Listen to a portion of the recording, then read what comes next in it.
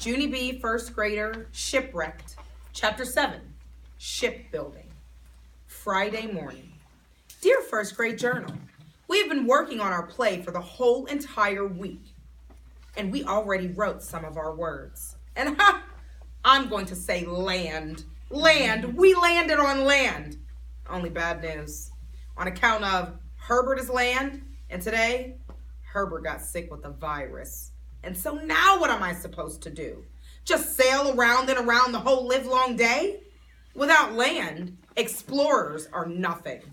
From Junie B, first grader. Just then, the bell rang for school to start. And so I quick put away my journal and I got ready to work on the play some more. Because hooray! Today we were making our costumes. Mr. Scary got out costume supplies from boxes he brought from home. He gave me and May cardboard to make our ships. Plus also, he gave us ship patterns. He gave Sheldon a ship pattern too. Because guess what? Sheldon is going to be the Nina. He said he didn't even care that the Nina was the smallest ship on account of he liked the little squiggle over the end. The little squiggle makes the Nina look special, he said. It looks like a little bird. Mr. Scary smiled at that comment. Then he told us how to tape our ship pieces together. Plus also, he showed us how to make banners and sails. I'm going to color my ship banner red, because red is my favorite color, I said. May looked down her nose at me. I'm going to color my ship banner gold, she said, because gold means you're the golden best. And the Santa Maria had to be the best, or else why would Columbus choose it?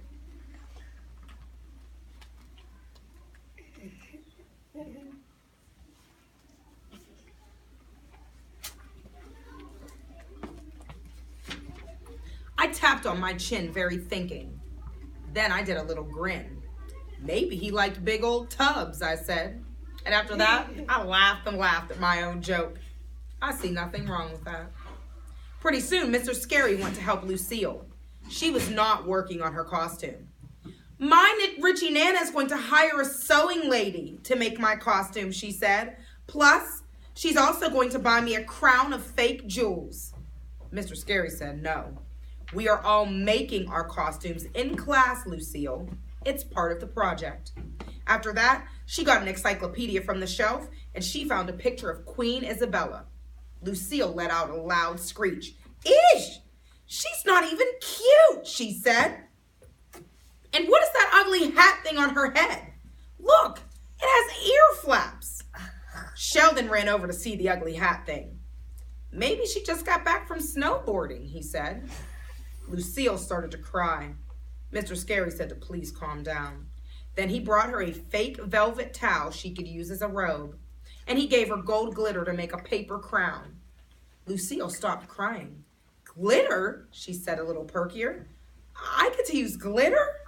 And after that, she got right to work on her golden crown. A little glitter can turn your whole day around. At the end of the afternoon, our costumes were almost done. Mr. Scary let us go to the front of the room and show the other children what we made. And what do you know? Lucille's crown turned out very beautiful. She looked like a real alive queen in that thing. Plus also, I liked Camille and Chanel's ocean costume.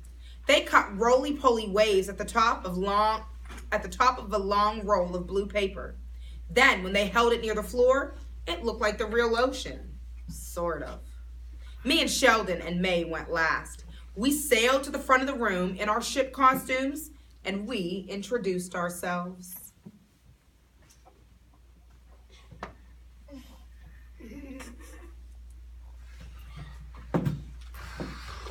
I am the Pinta, and I'm the fastest ship, I told them. I am the Santa Maria, and I am the biggest ship, said May. I am the Nina, and I have a little bird on my end, said Sheldon. Then all of a sudden, the children laughed and clapped, and me and Sheldon and May sailed back to our seats. Only too bad for me, on account of May sailed away too speedy, and she got to her desk before I did. She looked very smuggy at me. What took you so long, she said. Are you the pokey little Pinta? After that, she laughed and laughed at her own joke.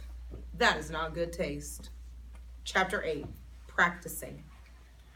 That weekend was the longest day of my life. I kept on wanting to get back to school so I could work on the play some more. That's how come on Monday morning, I ran to my desk as fast as I could. Only I couldn't even stay in my chair that good. Because I had excitement in my seat, that's why. Finally, the bell rang for school. And then, wowee, wow, wow, Mr. Scary took us to the auditorium to practice on a real, actual stage. And that is a dream come true. My heart was thumping and pumping when I walked up the steps.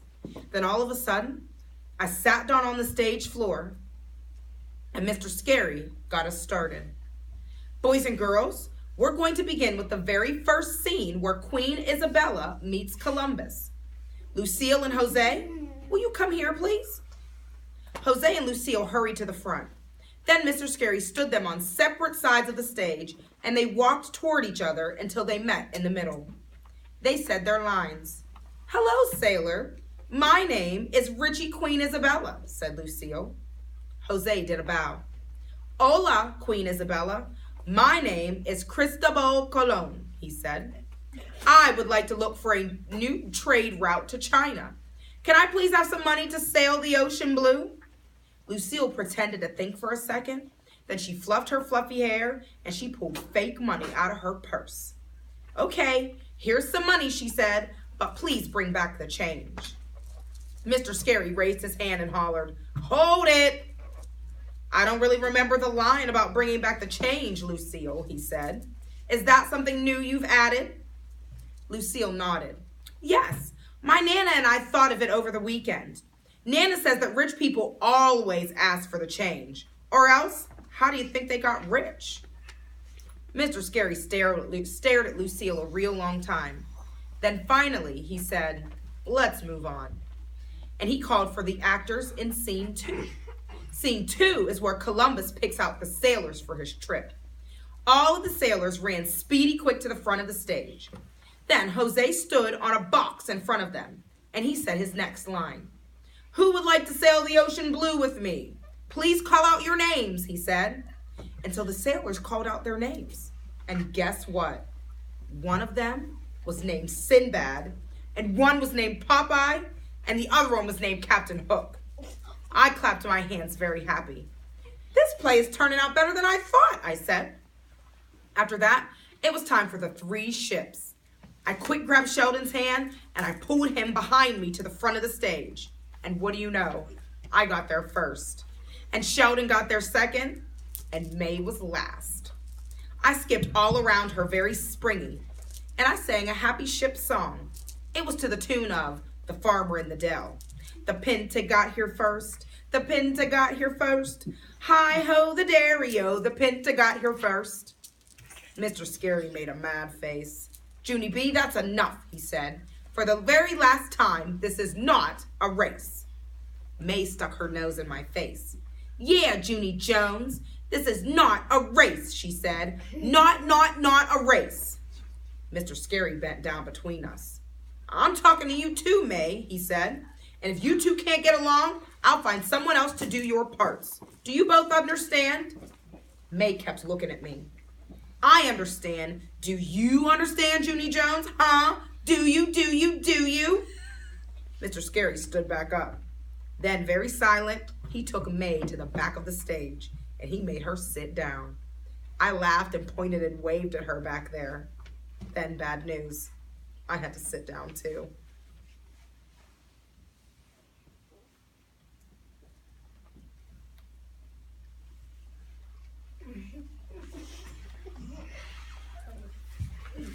Chapter 9 is called Shipwrecked. Well, you have to wait till tomorrow. Wait till tomorrow. That was